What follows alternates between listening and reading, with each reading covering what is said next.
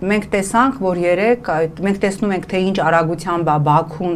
դատական նիստերը մոտեցնում ավարտին, որպեսզի առաջիկա շաբաթների ընթացքում այլևս առնվազն Արցախի ռազմաքաղաքական էլիտայի վերաբերյալ դատավճիռները կայացվեն եւ այդ մարդկանց տանեն անհետ կորցնեն, Ռուբեն Վարդանյանը հանդես եկավ միջնորդությամբ, որ Բաքվի ռազմական դատարանում հարցաքննվի Նիկոլ Փաշինյանը, ինչպես նաեւ հարցաքննվեն ԵԱՀԿ Մինսկի խմբի համանախագահող երկրների ներկայացուցիչները, նաև ռուս խաղաղապահների ներկայացուցիչները։ Բաքվի ռազմական դատարանի դատավորը մերժեց Ռուբեն Վարդանյանի միջնորդությունը։ Նիկոլ Փաշինյան, Ռուբեն Վարդանյանը հանդես եկավ միջնորդությամբ, ասելով, որ